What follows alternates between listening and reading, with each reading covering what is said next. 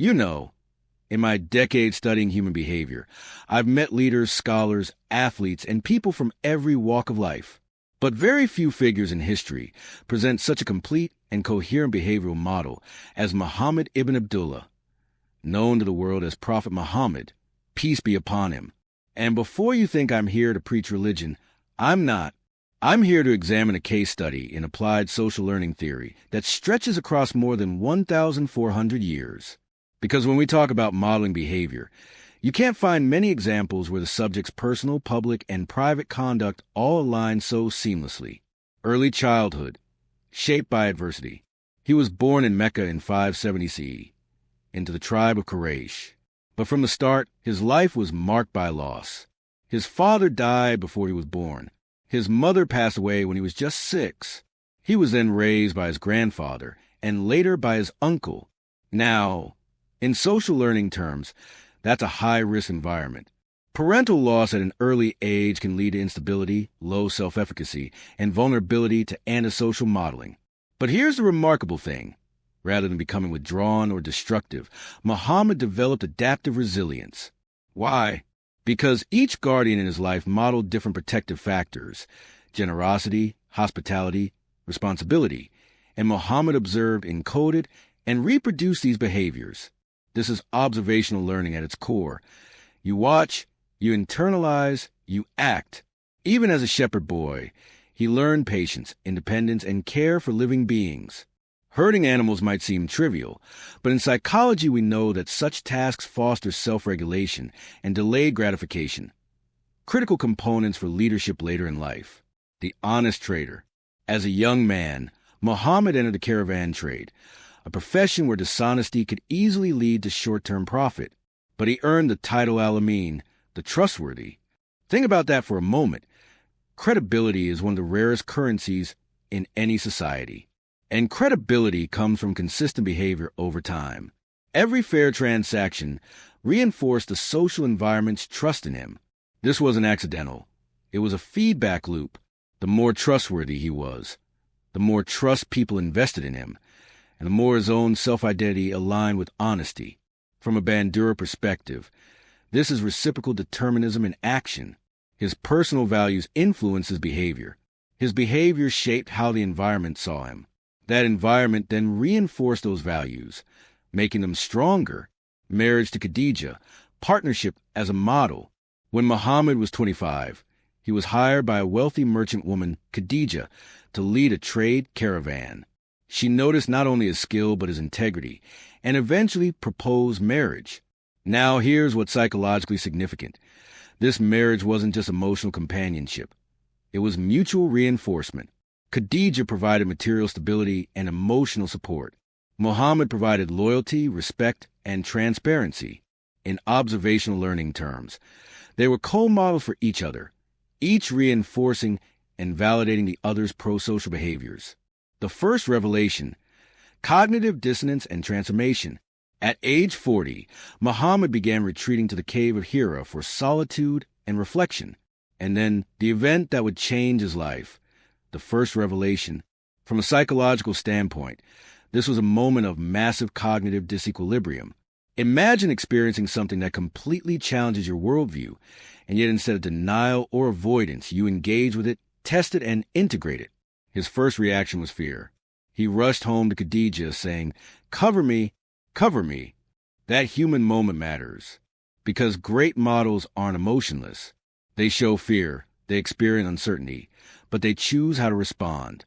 Khadija reassured him. By God, you keep good relations with your kin, you help the poor and destitute, you serve your guests generously, and you assist those struck by calamity. Notice what she did.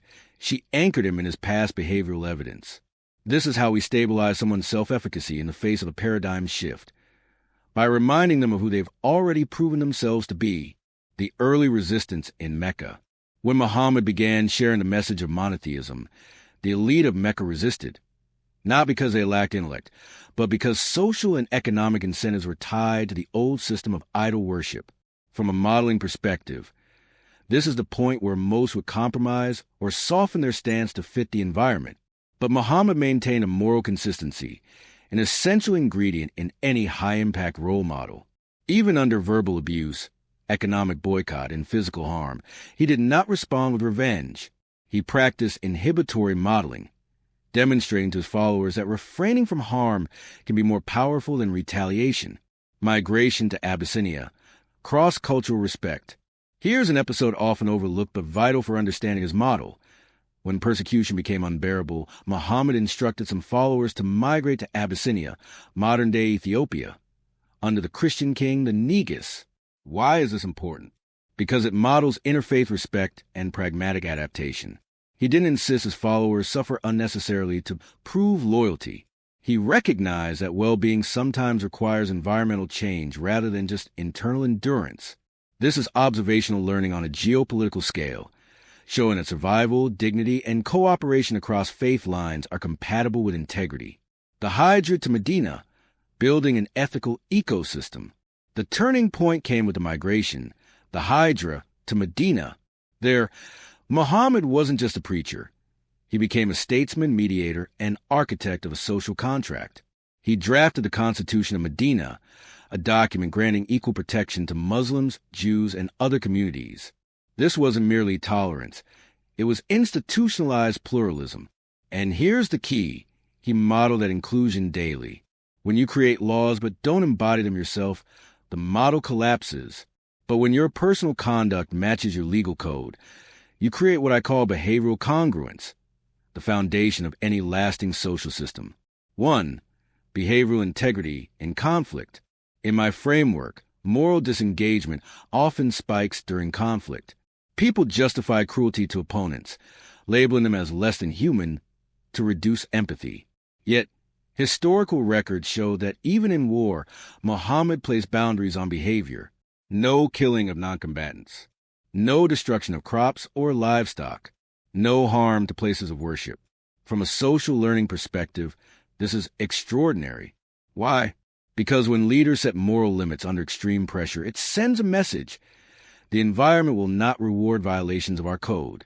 This is environmental reinforcement at its purest, aligning the consequences with the values. 2. The garbage-throwing woman. Many know the story. An elderly woman in Mecca threw garbage on him daily. One day, she didn't. He inquired about her well-being, discovering she was sick, and visited her. This might sound like a simple act of kindness, but it's a micro-case study in reciprocal determinism. The environment, her absence, triggered a behavioral response, his concern, which altered her perception of him. This feedback loop is how animosity can transform into respect, not through argument, but through behavior.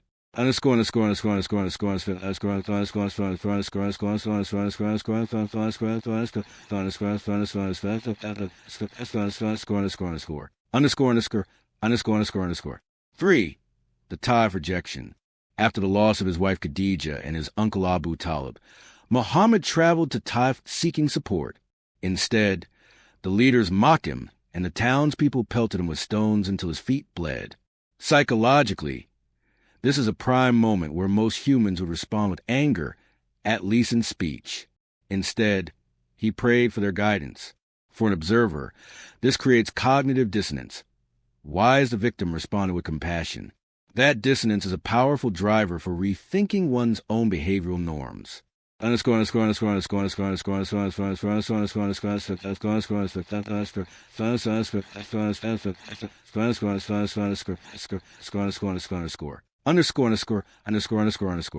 Four, the Treaty of Hudaybiyah, perhaps the most sophisticated display of self-regulation in his career. Negotiating a treaty with the Meccans, the term seemed humiliating to many of his followers. Yet Muhammad accepted them, prioritizing long-term stability over immediate ego. Here, he demonstrated what I call delayed reinforcement. Instead of chasing short-term victory, he created an environment where patience and strategy were rewarded, a principle often neglected in leadership.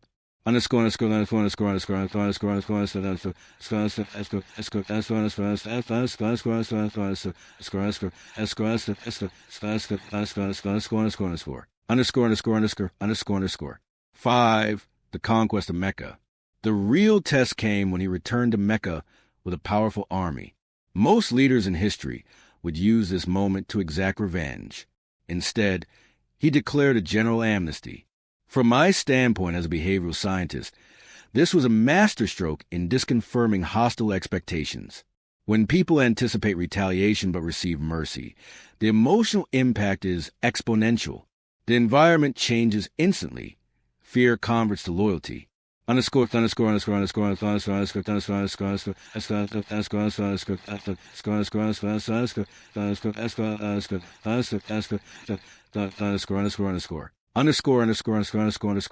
Six, everyday consistency.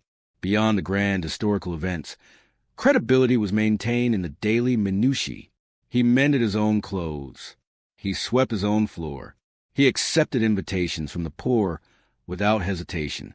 These consistent, low-level behaviors are vital. If modeling only appears in heroic moments but not in routine life, observers dismiss it as situational. In Muhammad's case, the consistency was holistic, the same man in public and private.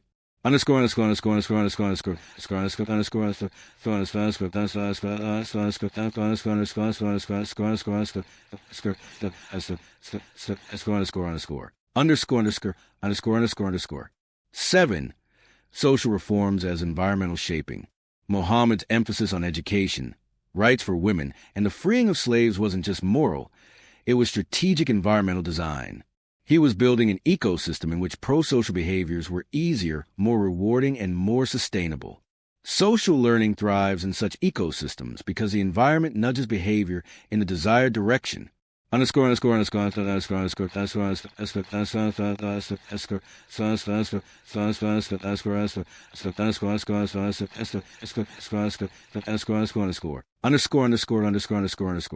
Eight, the last sermon. Near the end of his life, he delivered a final address summarizing his principles: equality of all humans regardless of race or ethnicity, the sanctity of life and property, and mutual responsibility within the community. In essence, this was a codification of his model, a behavioral contract meant to persist beyond his physical presence.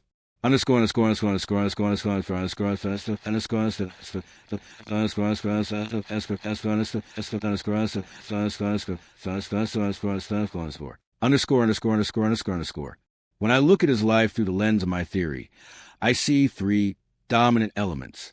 One, credibility. He embodied a message in all circumstances, reducing the gap between word and action. Two, environmental design. He created social structures that reinforced desired behaviors. Three, self-regulation. He demonstrated emotional control in situations that would trigger hostility in most people. This is why his influence endured. He wasn't just a teacher. He was a living, breathing example of the behaviors he wanted replicated. That's the essence of a model, and why, centuries later, we still study him not just as a religious leader, but as a masterclass in applied behavioral science. If this way of seeing the world opened your mind, there's more to explore. Hit subscribe, not just to follow a channel, but to join a conversation about human behavior. Share this video with someone who thinks psychology is only about textbooks, because the real lessons are walking around us every single day.